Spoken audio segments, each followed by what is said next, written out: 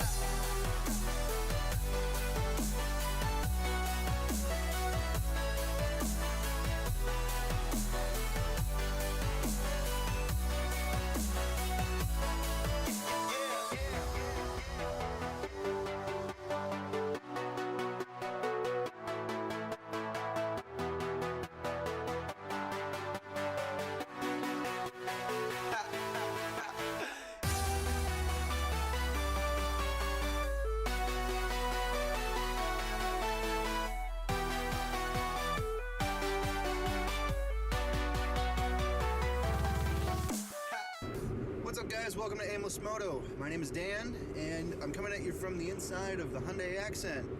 It's probably my only vehicle you guys haven't seen or know that I even have. It's my daily driver. I've owned it since 2012 when it was brand new. Actually, I've owned it since 2011 because it is a 2012, and I bought it in October of 2011.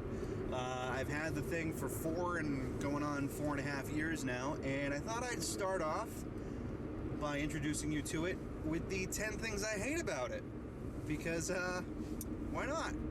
So there's a lot of popularity of these videos on YouTube. Normally they're about much higher end cars, you know, muscle cars, sports cars, Ferraris, Lambos, stuff like that. I'm never gonna get a chance to own one of those cars, and I figured, hey, why not do it about my Accent, because it's it's an everyday car. A lot of people own these. I figured, hey, why not share my experience, at least with the 10 worst things about the car. So here we go, starting at number 1. The tires. The stock tires that this vehicle comes with are like Kumo Solus or Estenza or something. I don't remember the brand. I'll put a little blurb in somewhere over here of what the tires actually are. They're low rolling resistance, high mileage tires, like high MPG tires, not that they'll last a long time. They're terrible. They only last, the stock ones only lasted 6,000 miles on this car. And this is a very light car. So I got 6,000 miles out of them. The grip was atrocious. I could take slow sweeping turns at 35 miles an hour and I could hear tires squeal. That's how bad these tires are. I would not trust them, especially that I have a 14-month-old. I especially wouldn't trust them with a 14-month-old in the car. I've since upgraded to General G-Max ASO3 Ultra High Performance All-Season tires.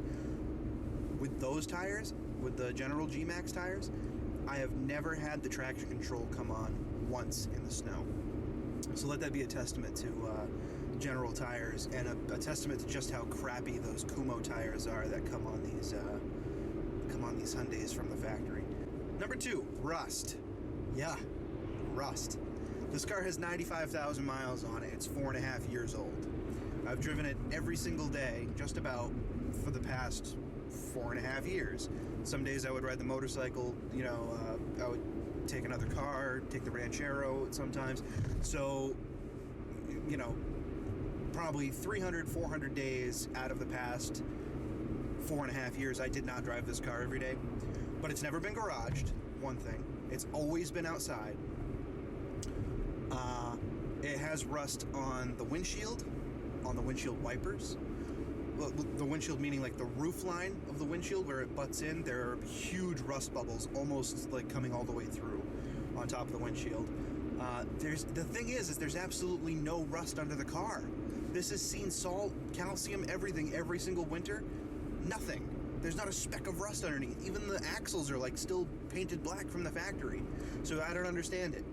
It must have been when they either zinc plated these parts to put them together, or they didn't get treated properly with primer before they painted them. Something happened, and luckily it's still under warranty from Hyundai. It's a 5-year unlimited mile perforation of rust, meaning through the paint you can see it from the outside of the car, warranty. So that can still get fixed, but it shouldn't have happened in the first place. Number 3, the glass. I don't know what it is about the glass from Hyundai, but as you can see, like when you see this, wait till we're driving by someplace where there's like a dark background. You can see streaks this way and this way in the glass because the glass etches very easily. So I don't know if it's because of the salt, because of the sand on the roads, this and that. It's like I've never had a car with glass that got etched that badly. The other thing about the glass is from day one, since I've owned this car, Hyundai from the factory put a sticker on the inside of the glass, on the inside of the windshield, that had all the information about the car when it was on the assembly line. And in shipping or something, that information must have like baked onto the glass somehow, because every time it fogs up, every time there's a little bit of condensation in the car, I can still see all the letters from the window sticker on the inside of the glass. And now I've tried on the interior, I've tried mineral spirits, I've tried Windex, I've tried different automotive glass cleaners, and it is like physically in the glass. It's like impregnated. I can't get it out with normal cleaners. So that's something that's really obnoxious, especially, on a, summer morning, spring morning, when you're trying to start the car up and everything fogs up. Number 4, the fuel pump. Now, the fuel pump never stopped working, and the fuel pump worked fine. Like it was pumping fuel. But the problem is that the fuel pump is made out of this plastic that it's like it doesn't enjoy being around gasoline. It's odd why they made the fuel pump out of this plastic that doesn't enjoy being around gasoline, because it's submerged in gasoline. What happened is the top of the fuel pump is a big plastic ring. And that plastic, it's actually just like a plastic sheet with all the stuff coming out of it for your emissions, your vacuum, and your fuel pump, like all the connections for your fuel pump electronics. So what happened is there's a metal ring that retains this fuel pump housing in the tank. Well, that metal ring began to rust. Go figure, another thing that went rusty on this car. When that rusted, it weakened the plastic, causing the plastic to crack all around the ring.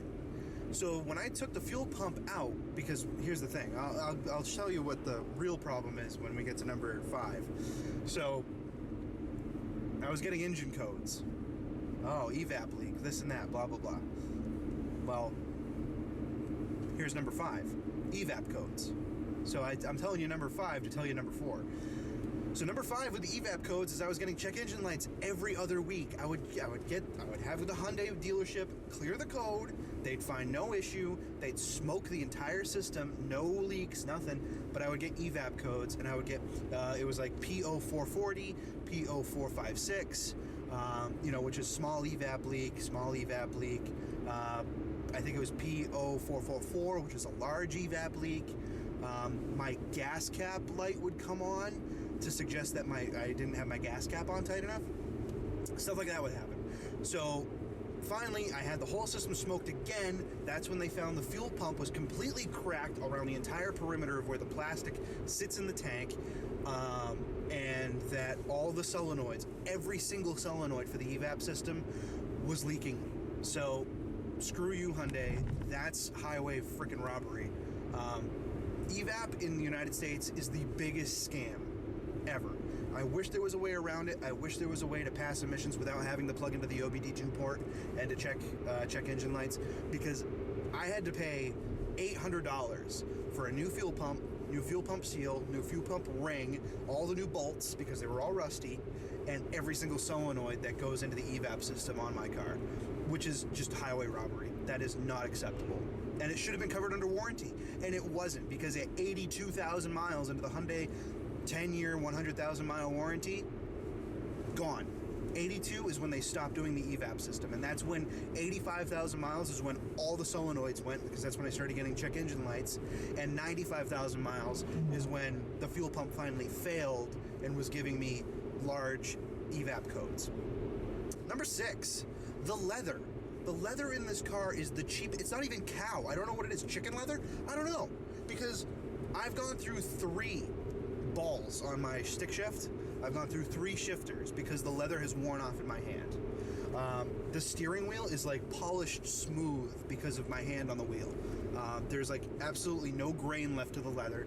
It chips really, like I keep my fingernails really, really short all the time because why wouldn't you? And I've gouged the steering wheel with a fingernail. And I've never had long fingernails, but I have marks, nicks, and cracks in this leather because of my fingernail. That's unacceptable. Number 7, the interior quality. When I first bought this car, it was the cheapest car in America that you could buy, with alloy wheels, a 6-speed manual transmission, and Bluetooth connectivity with the radio.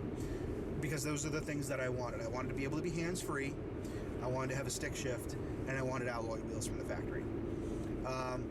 The interior is where this company really skimped out when it came to quality. Everything you touch is very hard plastic. Even down here where your elbow sits, even up here if you put your elbow up here, it's terrible. The interior quality squeaks when it gets really cold out, it rattles. It's just, I'm not pleased with this interior. But it's an economy car, it's a budget car. This car, I think I paid like $700 under sticker price, which was like a $16,000 car when it was new. Come on. I could have bought a used luxury car for $16,000 and got more mileage out of it with no rust and no EVAP issues and no fuel pump problems and all that crap. Number 8. This is actually just a feature of the car that I don't like. The rear seats do not fold flat. They're a 60/40 seat, but they fold probably 4 inches higher than the trunk floor. So you can't put anything flat in the back, and the way the hole is that goes from the trunk into the cab, luckily it's a hatchback, so there is no packaging tray above the back window like a sedan would have. So luckily that's cool, but it's like when you go to put a box in the back or something like that, if the box is longer than like 36 inches, it's going to be sitting crooked and it's going to dig into your headliner if it's a tall box. I tried to do, the easiest way I could load a TV into this car was to actually put it in the back seat the long way and not even bother putting the back seats down, but it is what it is. So yeah, the non-flat folding seats, that's kind of one of the big niggles. Number 9, the clutch. I think the clutch in this car is made out of like sawdust and beeswax. It is the softest clutch with the softest engagement and probably the highest engagement point of any car I've ever driven. It feels like it's made out of sponge. I've had it bled, I've had the master cylinder changed, I've had the slave cylinder changed, I've had the throwout bearing greased and changed twice because there's a chirping noise that happens. If you sit at idle with this car, there's a chirping that happens, and it's coming from, like if you touch the throwout bearing rod from the outside of the car, you can get the chirping to stop. So it's definitely coming from the inside the transmission, a chirping noise. I've never been able to get that to go away, neither has Hyundai, so that's really fun to live with. But yeah, the clutch is just awful. I've smoked this clutch like 3 times, not even trying, and it just happens. Like, I go to pull away from a stop, and I have the clutch completely disengaged, and it slips. Not okay. Not okay. The last thing, and again, it's a feature thing, it's just what happens when you buy a budget car, there's no spare tire. I've had 3 flat tires in this car before. 2 because of screws, and 1 because of just a faulty tread on one of the tires that I had purchased. And each time, I had to call a tow truck, because the can of Fix-A-Flat that Hyundai gives you and the little pump does not do crap. It does not work. It's the worst feeling in the world to have to call a tow truck because you don't have a spare tire. And luckily, I have Hyundai roadside assistance, so they were able to help me with that. That is wearing out, so I got AAA, so hopefully if it happens again in the future, AAA will be able to help me. But come on, even a donut spare is gonna be what, like $100 to put in the car? and you, instead of putting, you have the wheel well, you have the trunk well that can fit this spare tire. You have the space for it. But instead you decide to fill it with foam, a compressed air pump, which is probably $60 for the pump itself, and a can for Fix-A-Flat, like a little bottle of Fix-A-Flat, which is probably another 40, 50 bucks. So why not just put a full-size spare in there? It doesn't, even a donut spare.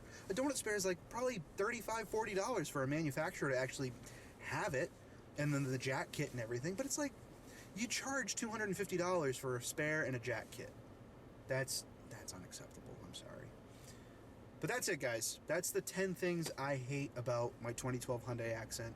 It's a hatchback SE, 6-speed manual. Got all the bells and whistles, which isn't much for a budget car. Here's a bonus one. The power. 138 horsepower, 140 foot-pounds of torque. Not a lot. Top speed, 120 miles an hour. Limited aerodynamically, of course.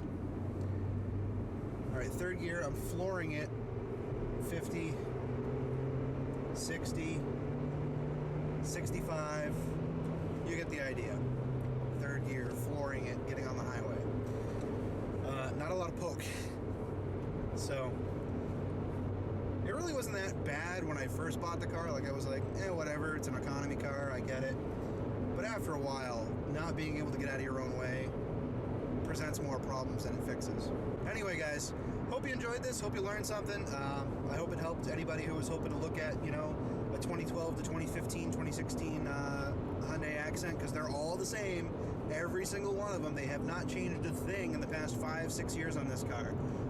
The only thing they've changed is the headlights. That's it. So if you're in the market, take heed.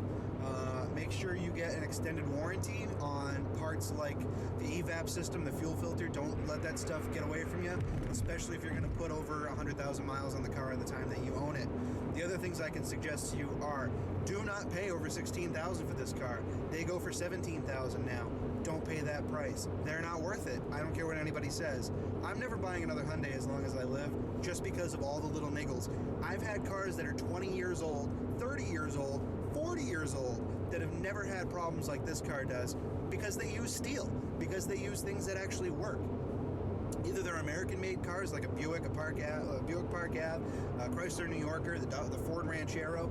I've never had a problem with an American car that I couldn't fix in a weekend. No big deal. This is the only car I've ever had that has had to go to the dealership so many times for things that I can't access because I either don't have an OBD2 scanner, I don't have any way to program the ECU or reprogram the ECU, and I don't have any way to check to see what's leaking because of an EVAP code. How ridiculous is that? Anyway, guys, like I said, hope this was helpful. Enjoy your week, and keep it rubber side down. Have a good one.